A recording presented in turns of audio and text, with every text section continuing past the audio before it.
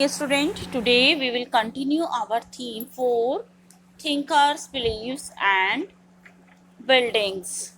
In our earlier video, I had you explain introduction of this theme, a glimpse of Sachi, the background, sacrifices and debate,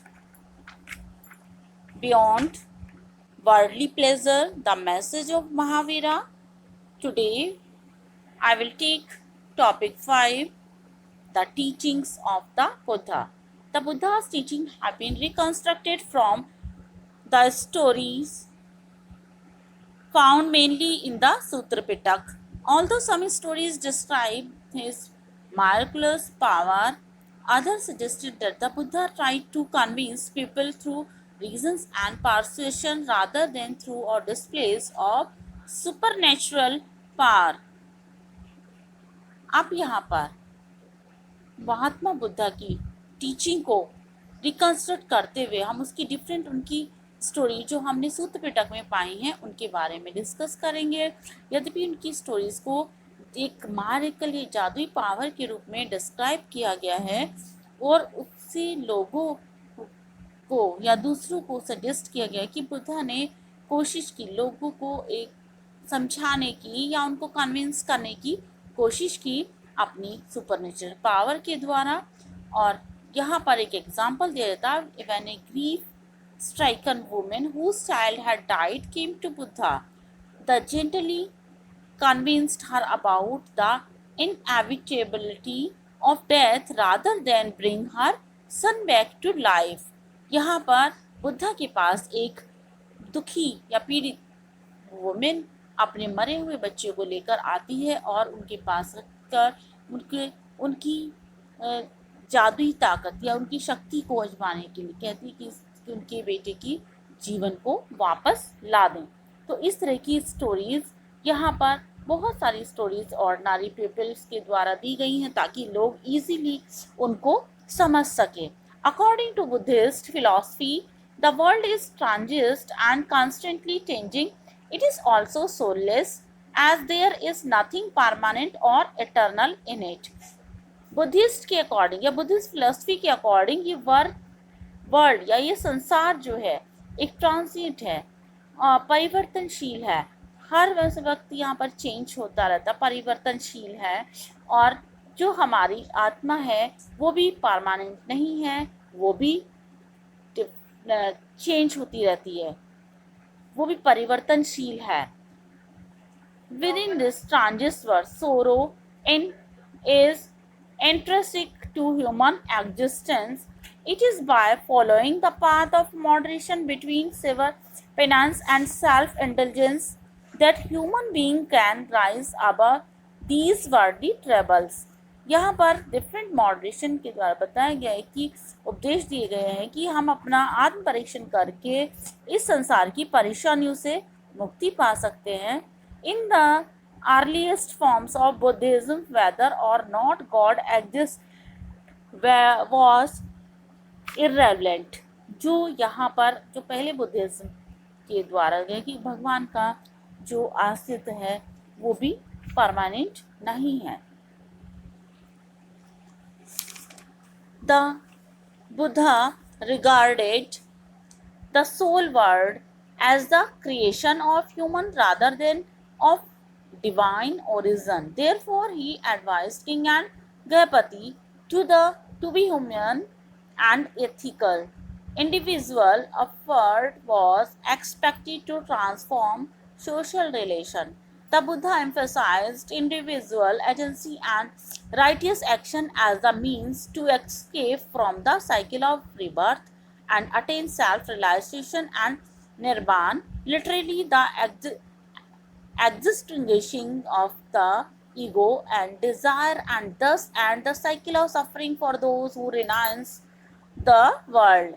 जो बुद्धा ने emphasise किया, ये जोर दिया कि हमें अपने राइट एक्शन या अपने सही कर्मों के द्वारा हम जन्म पुनर्जन्म के इस चक्रव्यूह से निकल सकते हैं और अपने सेल्फ रिलायंस या आत्म निरीक्षण के द्वारा ही हम निर्वाण को प्राप्त कर सकते हैं। और according to Buddha tradition, last में उनके जो फॉलोअर्स थे उन्होंने बताया कि हम अपनी शक्ति के द्वारा या आपने एक दिए की भांति बनो जो दूसरों को रोशनी देता है। Next topic is sixth followers of the Buddha. Soon there grew a body of disciples of the Buddha and he founded a Sangh, an organization of monks who too became teachers of Dham. These monks lived simply, possessing only the essential requisite for survival, such as a vow to receive food once a day from the leche. As they lived on alms, they were known as bhikshun. यहाँ पर जल्दी उनके बुद्धा के शिष्यों के बारे में जानेंगे जो उन्होंने संघ में पाए जाते थे। एक ऑर्गेनाइजेशन मॉन्क्स का जो एक ऑर्गेनाइजेशन था वो उनके टीचर्स या उनके शिक्षकों के द्वारा जो धर्म के रूप में बनाया गया था।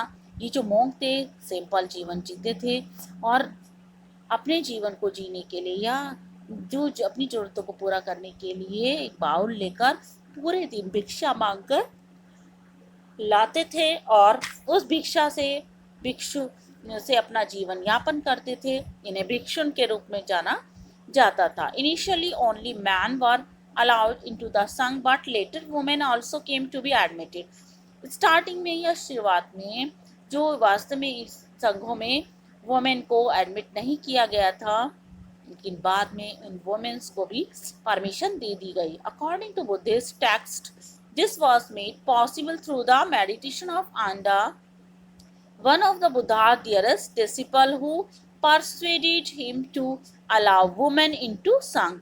जो यहाँ पर एक बुद्धिस्ट टेक्स्ट में इसमें डिस्क्राइब किया गया है उसके अकॉर्डिंग मेडिटेशन ऑफ आंडा के द्वारा उनकी जो बुद्धा की सबसे डियरेस्ट या प्रिय शिष्य थी वो परsuaded him, उन्होंने अलाउ कर दिया था संघ में वुमेन को। The Buddha foster mother Prajapati Gautami was the first woman to ordained as a bhikshuni. Many women who entered the Sangh became teachers of the Dhamma and went on to become theories or respected women who had attained liberation. The Buddha followers came from many social groups. उन्होंने बहुत सारे ऐसे social groups भी बनाए, उसमें राजाओं के भी, वेल्दी मैंस के भी, गृहपतिस के भी और कुछ हम्बल फोक भी थे जैसे workers, slaves and craft peoples के। Once within the Sangha all were regarded as equal, सभी उसमें इक्वल थे, कोई छोटा बड़ा नहीं था। सामाजिक उनकी अपनी पहचान थी। बाद में वो भिक्षु और भिक्षुनी बन गए। The internal function of the sangha was based on the tradition of gana and sanghas where consensus was arrived at through discussion. If that failed, decisions were taken by a vote on the subject। अगर किसी चीज़ पर उनका discussion fail हो जाता था तो वो उसके लिए उस विषय पर उस सब्जेक्ट के लिए उनके द्वारा वोट कराया जाता था।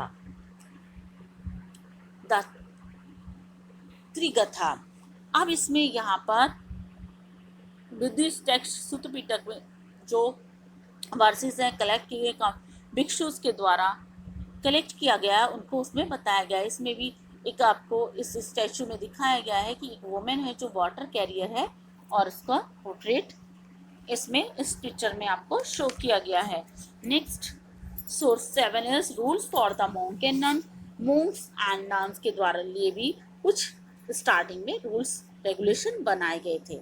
Buddhism grew rapidly, both nothing the lifetime of the Buddha and after his death, as it appealed the many people dissatisfied with existing religious practices and confused by the rapid social changes taking place around them. The importance attached to conduct and values rather than claims of superiority based on birth।